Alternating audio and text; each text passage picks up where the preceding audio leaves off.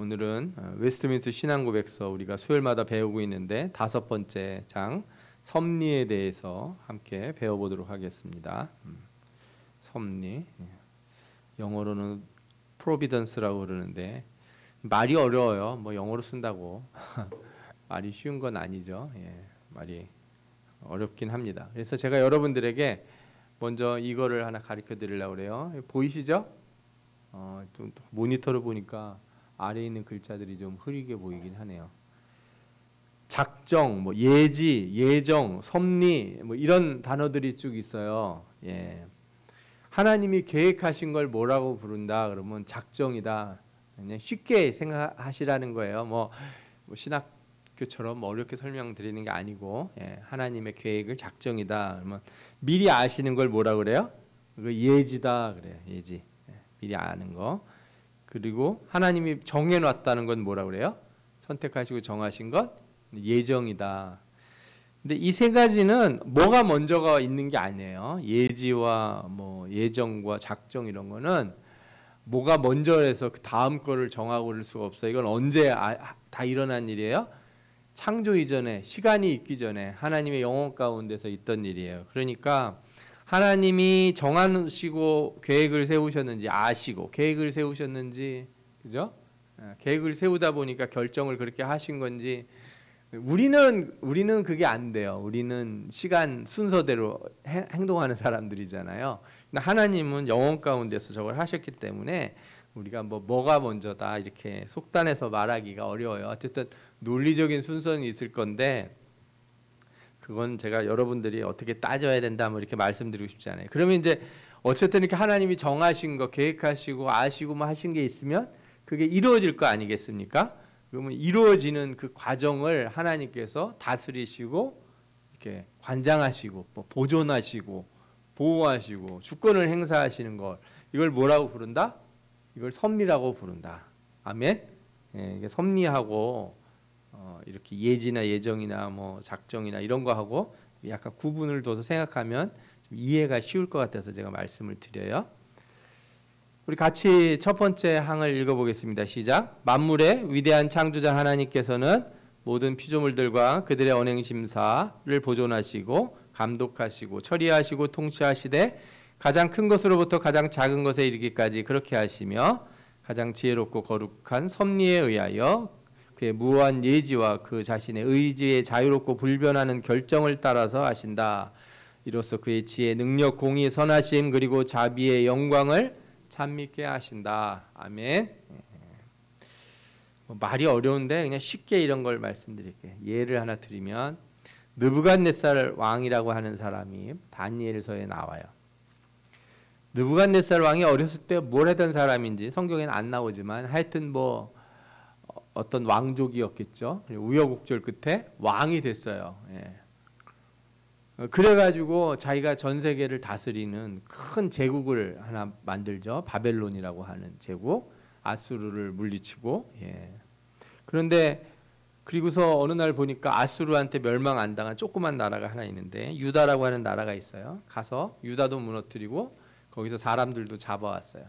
뭐 그렇게 승승장구하던 어떤 날 꿈을 꿨는데 그 꿈이 뭔지 이렇게 기억도 안 나고, 그죠? 중요한 꿈 같은데, 그죠? 뭔가 의미가 있는 것 같은데. 그래서 사람들을 찾아서 이거를 좀 내 꿈하고 해석을 가르쳐 달라 그랬더니 아무도 못하죠.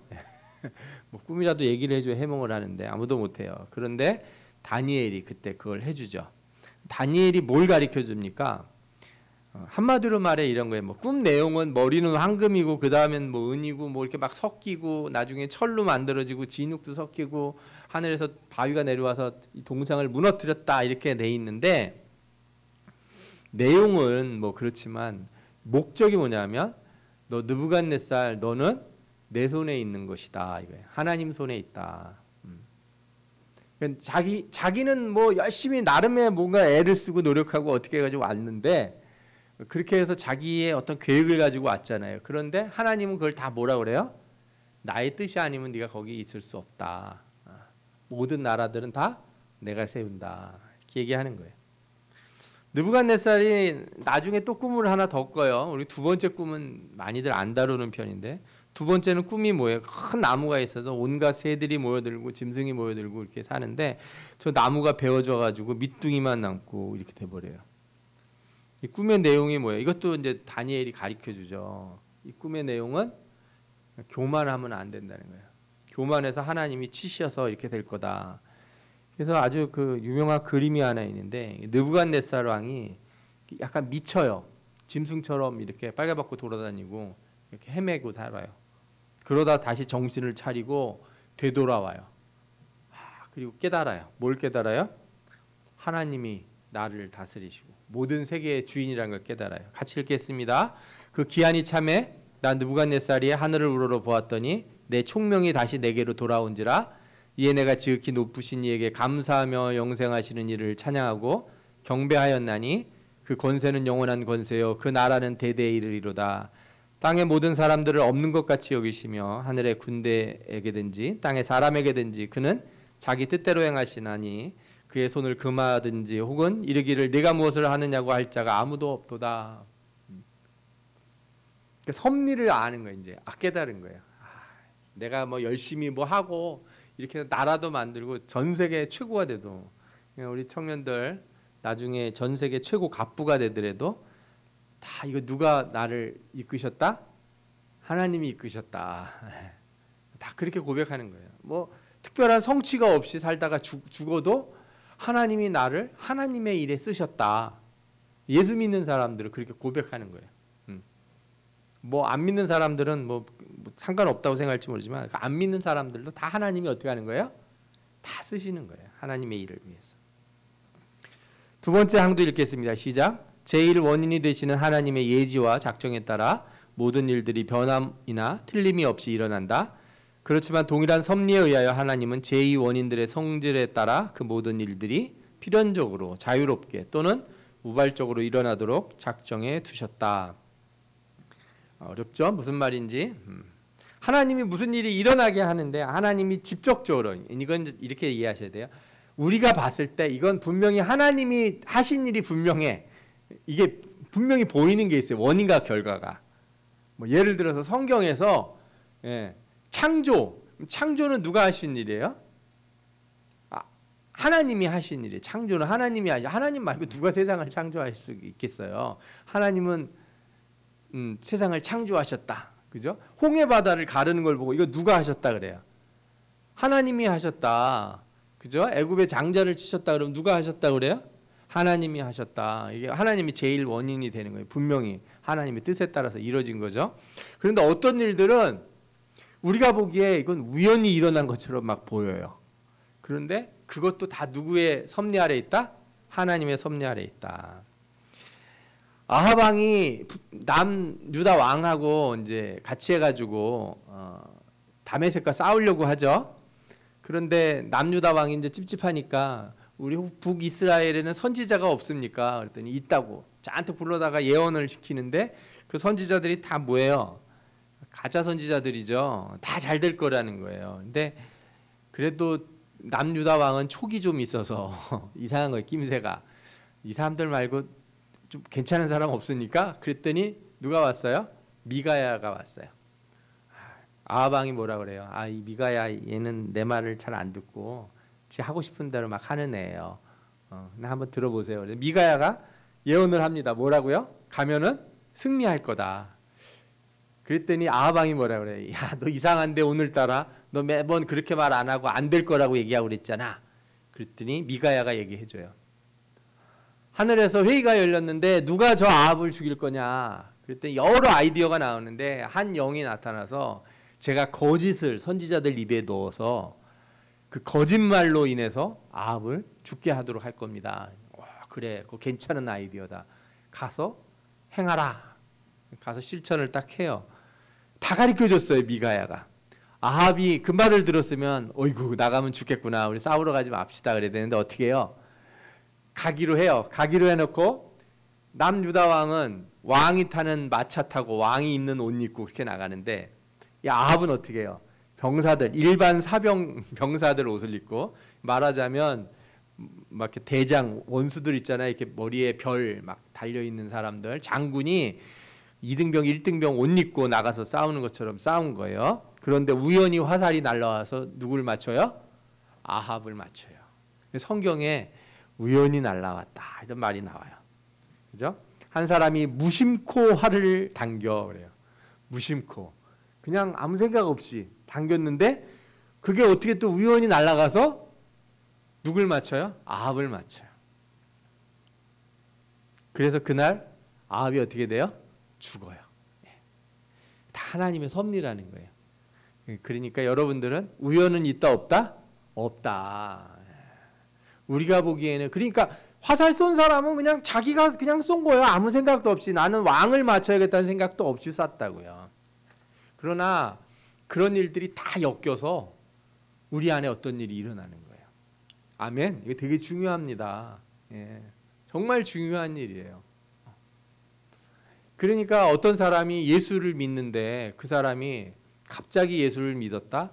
아닙니다. 저는 이렇게 생각해요. 하나님이 그가 태어날 때부터 그가 살아오는 과정에 수많은 일들을 통해 그의 마음에 역사하셔요.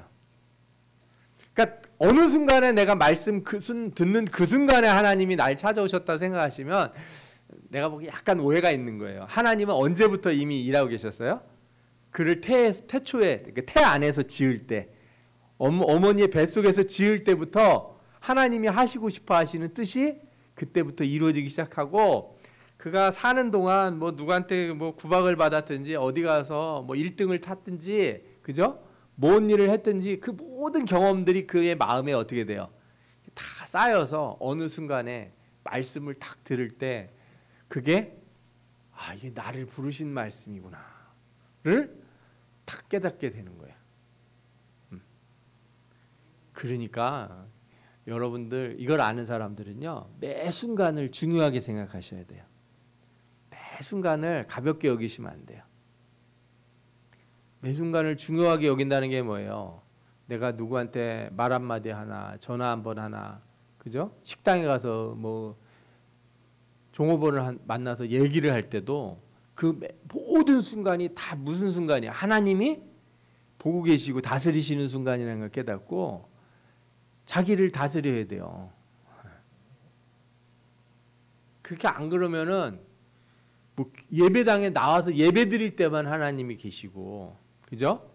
내가 기도할 때만 하나님이 역사하시고 뭐 다른 순간에는 하나님이 그냥 날 방치해 놓으신다고 생각하는데 그런 일은 없다. 아멘. 예, 그런 일은 없다. 그러니까 이거는 은혜 받고 축복받은 사람들만 아는 거예요. 은혜 받은 사람들은 되돌아보면 지나온 모든 순간이 다 누구의 역사예요? 하나님의 도움의 역사예요. 그 유명한 얘기 있잖아요. 모래밭에 이렇게 발자국 하나밖에 없어가지고 예수님 왜 이렇게 좋을 때는 발자국이 두 사람 걸어간 발자국인데 왜 어려울 때는 발자국이 하나밖에 없습니까? 예수님이 뭐라 그래요? 내가 너를 업고 갔다는 거예요. 그거 뒤돌아보면 알 수 있어요. 지금의 어려운 순간도 여러분들을 하나님이 다 다스리시는 거라는 것을 잊지 마시기 바랍니다. 아멘. 세 번째 항도 읽겠습니다. 시작. 하나님은 그의 일반적인 섭리에서는 여러 수단들을 사용하신다. 그렇지만 그는 그 수단들 없이 그것들의 초월 그리고 역행하셔서도 그의 깊으신 뜻대로 자유롭게 역사하신다. 아멘. 우리가 만약에 첫 번째 항만을 인정하면은 하나님이 일반적인 섭리에서 모든 수단을 사용하신다만 우리가 받아들이면 하나님은 자연 법칙을 깨지 않는 하나님이신 거예요. 그죠? 이 분야에 있어서 이런 주장을 좀 강하게 하는 분들이 있어요. 이제 자연 신학을 좀 연구하시고 공부하시는 분들, 그 다음에 하나님은 굳이 그렇게 안 하셔도 다 하실 수 있다. 하나님이 이 세상을 만들어 놓으셨대 이렇게 해놓으신 법들을 하나님이 깨지 않고서도 다 하실 수 있다 이렇게 생각하는 사람들도 있어요. 그러나 성경을 보면 아직까지 저희들의 우리 인간의 지혜로 봤을 때 하나님은 이 세상의 모든 만물들을 사용하시기도 하지만 때로는 초월하셔서 때로는 역행하신다는 게 뭐예요? 역행하신다는 게 말하자면 태양이 뒤로 간다든지 그죠? 시간이 멈춘다든지 예. 뭐 사자가 다니엘을 봤는데 며칠 동안 굶었는데도 입맛이 싹 사라져서 먹고 싶은 생각이 안 난다든지 일반적이지 않잖아요. 거꾸로 가는 거잖아요. 이런 때도 있다는 거예요. 이렇게 역사하신다. 그죠? 이런 거를 이렇게 모든 자연적이고 일반적인 것을 통해서도 하신다 이렇게 말하기에는 좀 무리가 있다고 저는 생각을 해요. 섭리는 그래서 하나님의 직접 개입도 있고 우리가 보기에 그냥 자연스럽게 일어나는 일 같은데도 하나님이 하시는 일도 있고 그렇다는 거예요. 네 번째 항도 읽겠습니다. 시작. 하나님의 전능하신 능력과 측량할 수 없는 지혜와 무한하신 선하심이 그의 섭리에 잘 나타나 있다.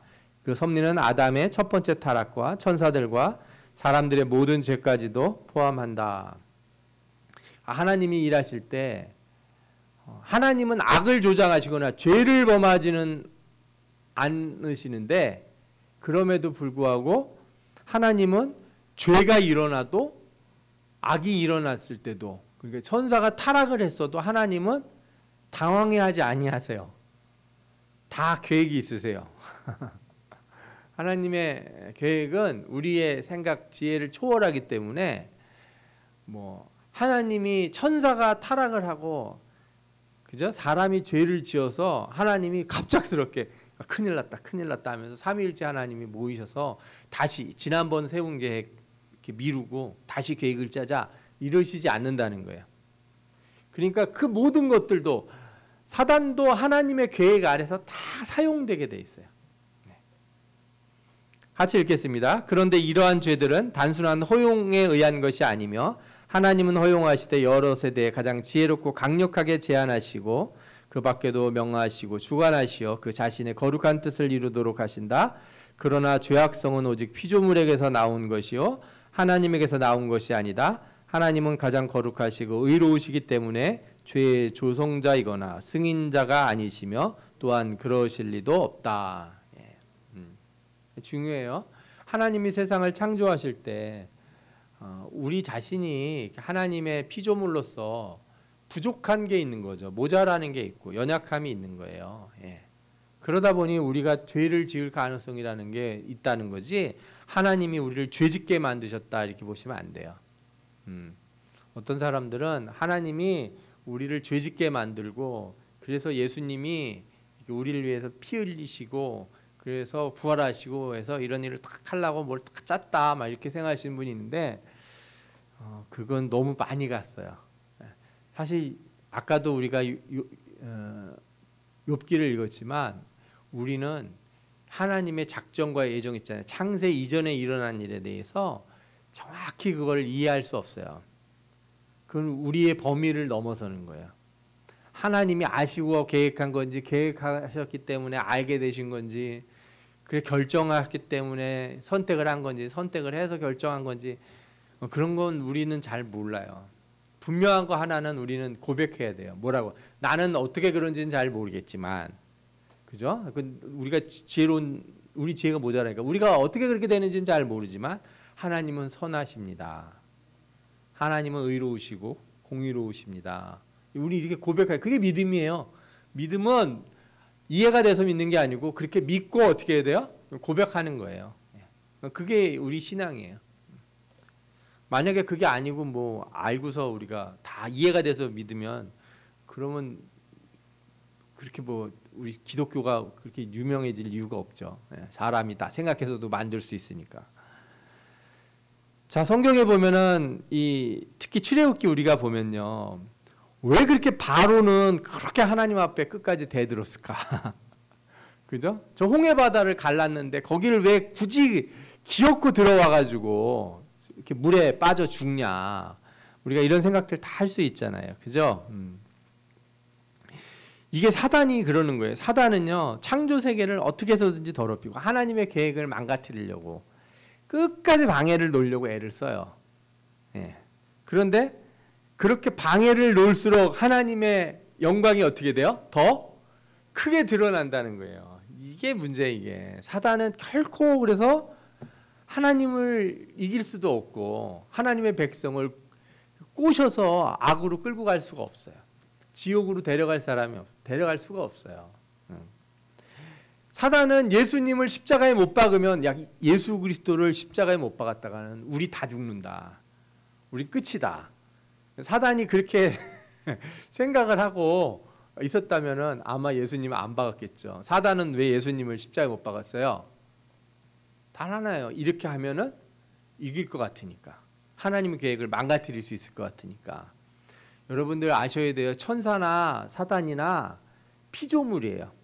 피조물이라는 거는 창세 이후의 존재라는 거예요.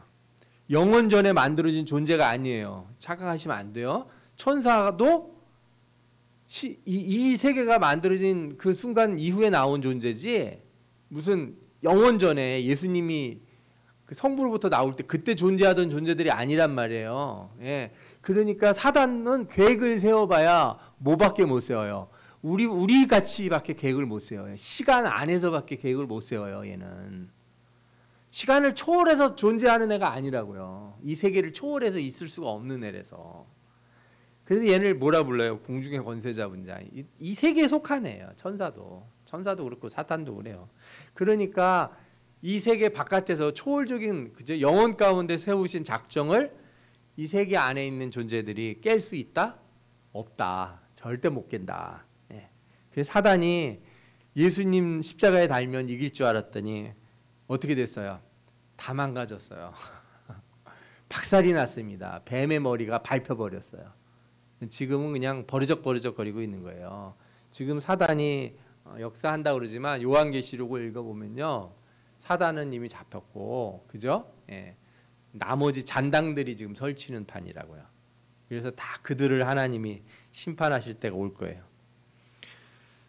로마서 5장에 보면 율법이 들어온 것은 범죄를 더하게 하려 함이라 그랬어요. 그러나 죄가 더한 곳에 모두 넘쳤다? 은혜가 더욱 넘쳤다. 참 놀라운 역사예요.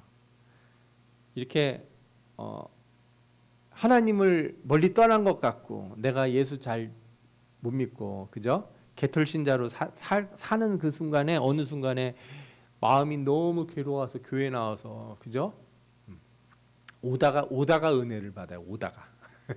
오다가 은혜를 받아서 문만 열고 의자에 앉으면 눈물이 펑펑 쏟아진다고요. 그죠? 예. 왜 그래요? 죄가 있는 곳에 모두 넘쳤다?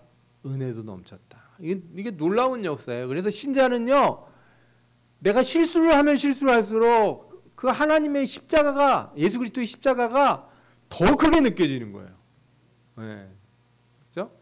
절대 나는 죄를 지으니까 그냥 점점 다 잊어버리고 나는 아예 그냥 마음이 그냥 반질반질해져서 나 관심도 없고 생각도 안 나더라.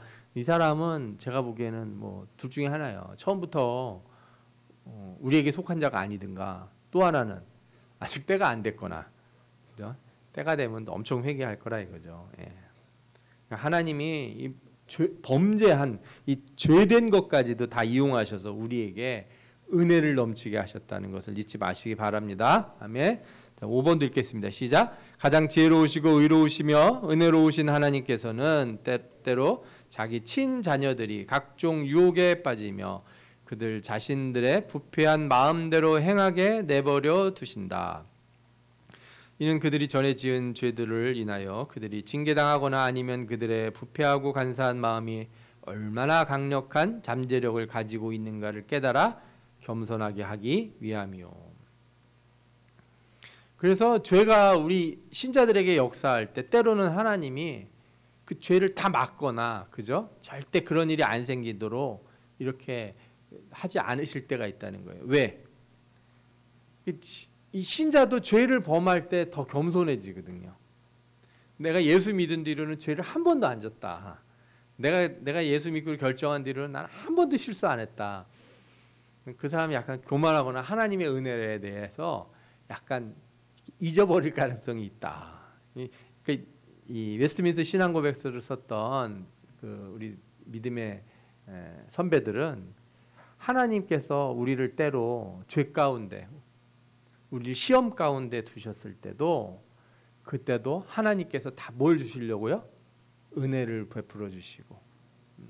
그러니까 처음 우리가 죄에서 회개할 때만 은혜를 주시는 게 아니라 수많은 순간에, 그죠? 수많은 순간에 은혜를 주신다. 그렇다고 여러분, 내가 이렇게 못된 짓하고 승질내고 예수 믿기 전이나 똑같이 사는 것도 다 하나님이 나한테 은혜를 주시려고 그러는 거니까 너희들 신경 쓰지 마 이렇게 하지 마시고 그런 완악한 마음을 가지시면 안 된다 그러지 마시고 후죽하면 하나님이 자꾸 은혜를 주시려고 그러겠어요. 또 읽겠습니다. 시작. 또한 그들을 깨우쳐 그들이 보존되기 위하여 하나님 자신에게 더욱 친밀하고 견실하게 의존토록 하기 위함이며 또한 장차 있을 모든 죄의 유인이라고 이렇게 번역을 해놨는데 어떤 일 또는 현상을 일으킬 원인이라고 보시면 돼요. 그냥 원인이라고 하셔도 돼요. 모든 죄의 원인들에 대비하여 그리고 여러 다른 의롭고 거룩한 목적들을 위하여 그들이 더욱 깨어있게 하기 위함이다 그랬어요. 그래서 죄의 경험을 하게 되면요 사람이 어떻게 돼요? 더 조심하게 돼요. 안 그러세요? 내가 여러 번 결심했는데 반복적으로 그런 일이 생겼다. 그러면 그 다음엔 어떻게 하게 돼요? 나는 근처도 안 가야지 이렇게 자기를 주의하게 되잖아요. 네? 자신을 그렇게 더 조심스럽게 한다는 거예요. 여러분들 그러니까 내가 만약에 나는 조금만 누가 뭐라 그래도 막 승질이 갑자기 버럭 나는 사람이 있다. 그러면 그 사람은 자기를 그렇게 깨닫게 됐으면 그 다음에 어떻게 해야 돼요? 그런 상황에 안 하도록 자기를 고쳐야 되잖아요. 그죠? 그래야 되는 거예요. 어떤 사람은 작은 실패만 해도 작은 어려움만 생겨도 낙심을 너무 하고 그죠? 쉽게 포기하고 난 글렀어 끝났어 막 이렇게 낙담하는 사람이 있다고 쳐봐요. 그러면 그걸 자기를 알면 어떻게 돼요? 아 내가 그렇게 하지 않도록 내가 어떻게 해야 되겠구나. 그러니까 하나님이 우리에게 약점을 주시는 이유가 있는 거예요. 다. 그 약점은 당연하다고 생각하고 나는 원래 이런 사람이야 하고 막 살지 마시고 그 약점을 어떻게 해야 돼요? 잘 살펴서 내가 의롭고 거룩한 쪽으로 가기 위해서 내가 어떻게 내 삶의 환경을 다스려야 되는가. 그 우리 그 신학교에 그 이제 이사장님이 계시는데 우리 교단 그분 그 이사장님 중에 한 분이 박요일 목사님이라고 계세요. 그 우리 백석에서 큰 교회 어른이신데 지금 은퇴하셨어요. 근데 그분 기도하실 때마다 뭐라고 기도하시냐면 끝에 말씀 설교하기 전에 이제 기도하시잖아요. 저도 그 기도를 이렇게 듣고 저도 기도할 때 가끔 그렇게 기도하는데 하나님 우리에게 은혜를 주시되 말씀을 은혜를 주시되 말씀을 실천할 수 있도록 삶의 환경을 다스려 달라고 이렇게 기도를 하세요. 내가 이거를 말씀을 지켜서 행할 수 있도록 내 마음만 뭐 도와주시는 게 아니라 내 삶의 환경을. 왜냐하면 우리가 그 삶의 환경에서 맨날 당하거든요. 난 실천하려고 그러는데 누가 뭐라고만 하면 갑자기 빨간불이 확 들어와가지고 그죠? 예. 버럭하거나 누가 무슨 일만 하면 그냥 교회 계단만 내려가다가도 그냥 집에 있었던 일 생각하면 그냥 심장이 툭 떨어져가지고 그죠? 낭망해 버리거나 그죠? 조금만 뭐만 있으면은 거기에 빠져가지고 거기에 헤어 못 나오거나 막 이런 경우가 안 생기도록 그래서 자기 환경을 다 이렇게 조절해야 되는 거예요. 그런 걸 멀리하고 그러면 된다는 거죠. 그렇게 하도록 기도도 하고 그래야 돼요. 우리가 기도할 때. 여러분 베드로 아시죠? 예수님이 십자가에 달리기 전에 이렇게 재판받고 있을 때 베드로가 뭐라 그래요? 예수님 모른다고 하잖아요. 그거를 그려놓은 그림이에요. 저기 뒤에 보이세요? 빨간 옷 입고 있는 분이 고개를 딱 돌리고 저 불가 옆에서 고개를 외면하고 있는 베드로 쳐다보고 있는 모습. 예수님이 병사들에게 끌려가시면서 베드로를 쳐다보잖아요. 그런데 생각해 보면 베드로는 저 일을 잊기 전에 예수님한테 무슨 얘기를 들었냐면 너는 베드로다. 반석이다. 내가 너 위에 뭘 세우겠다. 교회를 세우겠다 그랬어요. 주는 그리스도시요 하나님 주는 그리스도시요 살아계신 하나님의 아들이시니다. 신앙 고백을 했다고요. 예수님이 뭐라고 그래요? 그 네가 한 게 아니고 성령이 가르쳐 준 거다. 그러니까 성령이 이미 역사했다는 거예요. 베드로에게. 그런데 왜 베드로가 저런 실수를 하도록 놔뒀겠어요? 저 일이 베드로 평생에 베드로가 무슨 일을 하든지 어떻게 해요? 자신을 느슨하게 만들어지지 않게 만드는 가장 큰 일인 거예요. 저게. 예? 다른 모든 기적들, 뭐 병자들이 낫고 하는 모든 것보다 베드로는 새벽 기도할 때마다, 옛날엔 다른 의식이 없으니까 닭 우는 소리에 일어나 기도했겠죠. 그 소리만 날 때마다 막 울고 기도했을 거예요. 하루하루를 어떻게 해요? 하나님 앞에서 결단하며 살았을 거라는 거예요. 그래서 베드로가 나중에 저렇게 거꾸로 십자가에 매달려 죽었다, 이렇게 전승해서 이렇게 내려오지 않습니까? 그러니까 이 배반이라고 하는 걸 주님이 허락하신 것도, 저렇게 하는 상황도 다 어떻게 돼요? 나중에 하나님께 영광 돌릴 수 있는 믿음의 조건으로, 환경으로 만들어주시는 거예요. 경험으로 만들어주시는 거예요. 이거 엄청 감사한 일입니다. 내가 옛날에 나쁘게 살고 죄를 범하고 악하게 산 일이 내가 예수 믿는데 어떻게 하게 된다는 거예요? 더 열심을 내고 믿음에서 벗어나지 않게 해주는 장치가 된다고 생각해 보세요. 마귀가 한숨을 팍팍 쉴 거예요. 왜? 마귀는 그렇게 해가지고 예수님에게서 벗어날수록 신앙에서 멀어지게 만들려고 했더니 그 일이 오히려 뭐가 됐어요? 오히려 예수 그리스도를 붙들고 자기 믿음을 지키는 계기가 되고 경험이 되잖아요. 얼마나 놀라워요. 그러니까 여러분들 지금 사는데 힘들어도, 어려운 일이 있다고 그래도, 그죠? 그 일로 내가 믿음이 떨어질까 그렇게 생각하지 마시고 기도하셔서 이 일이 나의 어떤 일이 되게, 내가 나중에 축복된 사람이 됐을 때, 그때 내가 참 고생 많이 했었는데, 내가 그때 참 어려웠었는데, 그때 내 마음이 너무 괴로웠었는데, 그죠? 예. 그렇게 간증할 수 있는 일이 되기를 기도하시기를 축원합니다. 아멘. 예. 그래서 베드로전서 4장에 이렇게 얘기했어요. 그러므로 이미 육체의 고난을, 그리스도께서 이미 육체의 고난을 받으셨으니 너희도 같은 마음으로 갑옷을 삼으라. 이는 육체의 고난을 받은 자는 죄를 그쳤음이니 이후로는 다시 사람의 정욕을 따르지 않고 하나님의 뜻을 따라 육체의 남은 때를 살게 하려 함이라. 그러니까 자신의 과거를 돌아봐도 있는데, 내가 그 일을 통해서 어떻게 해요? 다시는 주님을 모른다 배반하는 사람으로 살지 않고 남은 때를 주님을 위해서, 하나님의 나라를 위해서 살게 하려 하십니다. 그러니까 옛날 일은 옛날에 지나간 걸로 다 버려두라는 거예요. 지나간 것은 지나간 대로 다 내버려 두시고 미래를 향해서 전진해 나가는 여러분들 되시기를 축원합니다. 아멘. 6번째 읽겠습니다. 의로운 재판장 되신 하나님께서는 전에 지은 죄들을 인하여 그들의 눈을 어둡게 하시고 마음을 강팍해 하신 사악하고 불경건한 자들의 경우 그들에게 깨달음을 주고 그들의 마음속에서 역사하셨을지도 모르는 신적 은혜를 허락하지 않으실 뿐 아니라 때로는 그들이 가지고 있던 은사들을 빼앗기도 하신다.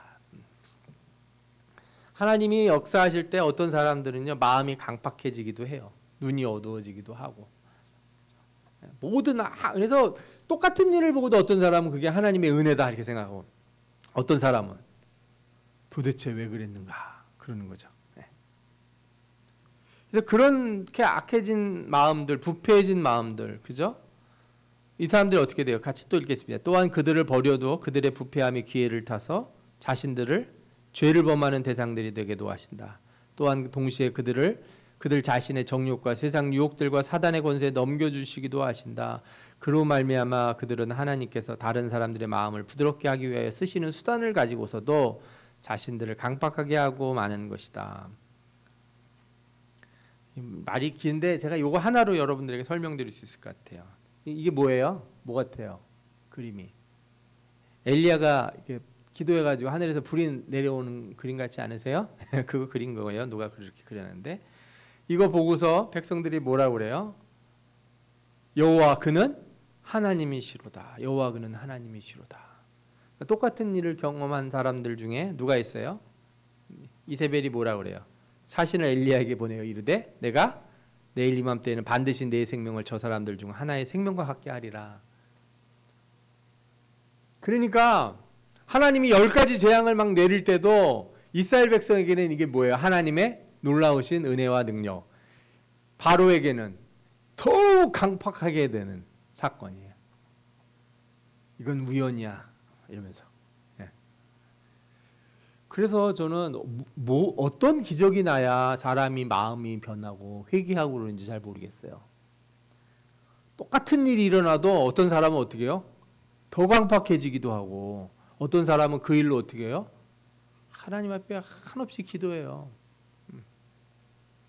그러니까 뭐 세상 사람들은 태어날 때 환경이 어렸을 때 자랐을 때 환경 때문에 사람의 마음이 이렇게 된다고 그러는데 그러면은 고아원에서 낳은 사람 그 살게 된 어린이들 사람들은 그렇게 자란 사람들은 다 잘못됐냐고요? 아니거든요. 네? 어렸을 때 주일학교 와서 여러 가지 일들을 경험하는데 어떤 애들은 안 좋은 것만 기억하고서 나는 절대 예수 안 믿어 그러기도 하고 어떤 사람들은 그래서 내가 더 예수를 믿어 그러기도 하는 거예요. 가난의 경험이 내 신앙생활에 너무 도움이 되기도 하고 어떤 사람들은 내가 가난했기 때문에 나는 절대 예수 못 믿기 때문에 하나님 복도 안 주시는 하나님 난 절대 안 믿는다 그런다고요. 환난도 그렇고 축복도 그렇고요. 뭐 병이 나아도 그렇고 병에 들어도 그렇고 일이 잘 돼도 그렇고 안 돼도 그렇고 같은 능력이 나타나도 마음이 완악해지는 거는 완악해지고 그러니까 어떤 때는 완악해지는 사람들 때문에 하나님의 사람들이 어떻게 더 하나님께 영광을 돌려요. 할렐루야. 얼마나 놀라운 일입니까? 그죠? 나를 괴롭히는 자 때문에 내 신앙이 어떻게 돼요? 더 좋아지는 거죠. 더 내가 하나님을 찾고. 7번째도 읽어보겠습니다. 시작. 하나님의 섭리가 일반적으로 모든 피조물들에게 미치는 것처럼 하나님은 가장 특별한 방식을 따라 그의 섭리로 자기 교회를 돌보시며 모든 일들을 교회의 유익이 되게 처리하신다. 그러니까 섭리 중에 또 가장 중요한 섭리가 하나가 이 교회를 돌보시는 섭리예요. 로마서 8장 28절에 뭐라고 나와요? 우리가 알거니와 하나님을 사랑하는 자 곧 그의 뜻대로 부르심은 입은 자들에게는 모든 것이 협력하여 선을 이룬다. 왜 협력해서 선을 이루겠어요? 교회를 이루려고. 제가 여러 번 말씀드리잖아요. 저는 우리 주일학교 아이들에게도 그랬어요. 야 너희들은 다 뭐다? 고슴도치다. 회개한 고슴도치더라. 너희들이 사랑한다고 가까이 가면 그렇게 찌른다. 저는 그래서 어느 때 조심스러울 때가 있어요. 내가 충고를 하는 것도 조심스러워요. 나는 이렇게 좋은 말로 뭔가 얘기를 해주고 싶은데 제 말이 꼰대 얘기가 될 수도 있잖아요. 그렇죠? 예. 나는 좋은 뜻으로 이렇게 표현을 했는데 그게 이렇게 사람을 그냥 짜증나게 하고 그런 말들을 자꾸 하시냐 이렇게 될 수도 있어서 그래서 항상 조심스럽게 해야 돼요. 왜? 그리고 하나님 앞에 기도할 때 이렇게 내가 누군가한테 무슨 말을 하려고 해도요. 하나님 앞에 기도 열심히 하고 그의 영혼을 놓고 기도한 뒤에 말을 하면 좋은 반응이 나타나요. 근데 내가 기도도 안 하고 그냥 내 인간의 생각으로다가 막 얘기를 하면은요. 반대 효과도 많이 일어나요. 역효과가 나요. 그리고 어느 때는 내가 이번에는 가서 화해하고 잘 지내야지 이렇게 마음 먹고 찾아갔다가 어떻게 해요? 싸움 대판하고 돌아오는 수도 있어요. 저도 그런 경험이 있는데 내가 이번에는 진짜 대화를 하면서 이렇게 여러 가지들을 잘 정리하고 우리 사이가 좀 좋아지도록 이렇게 한번 해봐야겠다 이런 마음을 먹었는데 대화 몇 번 하다가 어떻게 해요? 그냥 막 내가 전에부터 얼마나 참았는데 하면서 막 쏟아져 나온다니까요. 왜 그러겠어요? 기도 안 해서 그래요. 기도하고 자기를 비우고 내가 얘기하는 게 아니라 내 경험으로 얘기하는 게 아니라 하나님이 말씀하여 주옵소서. 그 자세로 사람을 대해야 돼요. 교회를 돌보시는 하나님. 우리 가운데 모든 일들은 다 하나님이 성도들을 보호하시고 교회를 세우시기 위해서 일하신다. 그래서 다 협력해서 선이 되도록 하시려고 하나님이 하시니까 우리가 이걸 아는 자들은 자신을 내려놓고 하나님의 앞에 겸손하게 엎드리면 그때 하나님께서 은혜를 크게 부어주실 줄 믿습니다. 아멘. 최근에 제가 유튜브를 봤더니 교회가 이렇게 교파가 많다는 것을 그렇게 부정적으로 생각하더라고요. 교회가 왜 이렇게 자꾸 갈라서냐. 물론 단점도 있어요. 교회가 이제 갈라서는데 뭐 제가 인터넷에 있는 어떤 분이 그려놓은 걸 그냥 가져왔어요. 저도 그리려고 그랬더니 귀찮아가지고 잘 그려놓으셨더라고요. 이거보다 더 많아요, 파는. 그런데 우리만 이런 게 아니고요. 저 이슬람도 엄청 많아요, 파가. 우리는 뭐 시아파, 수니파 두 개밖에 없다 그러는데 가서 조사해 보니까 그 안에도 파가 많아요. 로마 캐톨릭은 딱 하나뿐일까요? 저는 그렇게 생각 안 해요. 기본적으로 로마 캐톨릭은 분열 안 한 것처럼 보이긴 하지만 그 안에서 스펙트럼이 넓어요. 생각하는 바들이 차이들이 있어요. 그러나 그들이 하나를 안 버리는 거죠. 그 교황 체계라고 하는 그 직제 체계들을 버리지 않는 거예요. 우리도 사실은 버리지 않아요. 우리도 안 버리는 게 있어요. 뭘 안 버립니까? 그리고 그 버리지 않는다는 게 우리 교회를 하나로 묶어 있는 큰 끈이잖아요. 그게 뭐예요? 삼위일체 신앙 고백, 그죠? 예수 그리스도가 우리의 구원자 되심을 고백하는 기독론. 성경은 오직 하나님의 말씀이다. 이거 외에 다른 말씀이 없다. 이런 게 우리를 묶어주고 있는 거예요. 여기 있는 교회가 다 다양해도 다 같은 뿌리예요. 다 그거를 공유하는 거예요. 이걸 공유하지 않으면 우린 뭐라고 그래? 그 사람들을 이단이다 이렇게 부르는 거예요. 벗어나면 이단이다. 예? 제가 나무를 하나 여기 제가 몇 번 말씀드리잖아요. 저 나무의 이파리가 무슨 색인 것 같아요? 저 나무들의 잎의 색이 빨간색, 노란색, 파란색. 가보시면 별 색깔이 다 들어있어요. 예. 여름에 여름나무라고 해서 가서 보시면 색깔이 한 색깔이 아니에요. 색깔이 다 달라요. 그런 다 한 나무, 한 가지에서 나온 것들이잖아요. 그죠? 그러니까 우리가 저렇게 나눠지는 걸 통해서도 하나님께서 하시는 일이 있다는 걸 알아야 돼요. 저는 왜 칼빈주의도 있는데 웨슬리안은 왜 나왔는지, 그죠? 우리가 로마 캐톨릭을 이렇게 많이 비판하면서 그랬는데 로마 캐톨릭의 구원관과 가장 좀 가깝다고 여겨지는 그런 알미니안적인 그 요리를 채택한 감리교가 우리 주변에 가까이 있는지, 그죠? 뭐 여러분들은 뭐 그런 교리 차이들에 대해서 크게 안 느끼실지 모르지만 신학을 공부한 사람 입장에서는 이 차이가 있는 거를 보여지거든요. 근데 또 어느 날 갑자기 순복음 같은 그런 교단들이 오순절파가 나와서 성령운동 막 하는 걸 보면서 제가 느끼는 게 그거예요. 하나님이 이 어느 한쪽으로 이렇게 넘어가지 않게 균형을 잡도록 교회들이, 그죠? 그래서 장로교인들은 순복음 교인들 열심히인 거 보고 어떻게 해야 돼요? 우리가 열심히 해야 되고, 감리교인들이 생활에서 변화를 위해서 그렇게 애쓰는 거 보면 또 그것도 해야 되고, 예수교 장로회가 저 기독교 장로회 보면서 뭘 해야 돼? 사회 실천을 열심히 하려고 하나 보다. 그것도 좀 배워야 되는 거고, 또 반대로 그쪽에서는 또 우리 쪽을 보고서 뭘 해야 돼요? 배워야 되는 게 있는 거죠. 서로 그런 균형을 맞춰지는 게 하나님 뜻이에요. 그러니까 그런 걸 모르는 사람들, 섭리를 모르는 사람은 사람이 해서 다 잘못되고 있다 이렇게 생각을 해요. 그러나 저는 어떻게 해야 되냐? 교회를 성령이 다스리시고 다 붙들고 계시다. 이걸 아셔야 돼요. 정리를 해보겠습니다. 섭리는 하나님의 지혜예요. 하나님이 하시기로 하신 일을 우리 가운데 이루시는 것이에요. 그의 선하신 능력과 지혜로서 세상을 다스리실 때 죄와 악은 하나님의 일을 방해하지 못하고 오히려 하나님의 은혜의 풍성함을 드러낼 수밖에 없다. 그러니까 우리는 잠시의 고난과 환난을 두려워하지 말고 모든 것을 그의 선하신 뜻대로 이루시는 하나님을 믿어야 될 줄 믿습니다. 아멘. 믿음을 잃지 마세요. 믿음을.